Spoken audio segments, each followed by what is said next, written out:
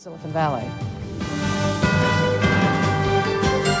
Well, city and county leaders are stepping up to stop what appears to be a feud between two gangs in Richmond.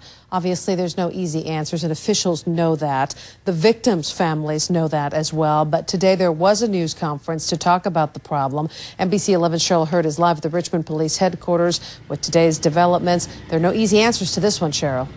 No, they're not. And Jessica, we are just learning right now that there was yet another shooting today in Richmond on Taft Street about 2:30 today. It involved a 15-year-old boy and an adult male. Now, that adult is now in jail and possibly facing charges for this. But there's an ironic twist to all of this. The 15-year-old who was shot today was also shot earlier this week. But police are now telling us tonight that the two shootings are not related. Meanwhile, earlier today in Oakland, city officials gathered to talk about how to stop black-on-black crime. We know that residents are experiencing trauma. Contra Costa County Supervisor Gioia reading a long list of programs the city offers families affected by gun violence. We've heard stories of young people being exposed to violence. So any young person or their family can drop in to our West County Children's Center. The programs are coming, but the blood has already been shed.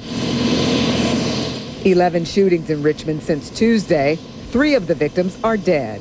Supervisor Gioia says he's determined to come up with a solution for peace. The county has collected statistics that the majority of homicides clearly in West Contra Costa are black-on-black crime, and the victims are young adults, 15 to 35. We know that.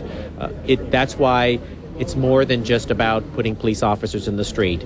City leaders said today it's about youth programs, jobs, and education. Everything we've all heard before about keeping young African-American men off the street.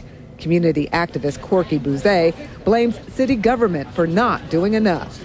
In the city of Richmond, our city council has not stepped forward to see to it that there were life skills and programs that keep these young kids whose parents are incarcerated or under the poverty scale. Council member Tony Thurman says that's not entirely true. When all the numbers got good in terms of reducing crime and violence, the programs disbanded. And that's one of the lessons that have been learned now in the violence prevention movement. You can never stop.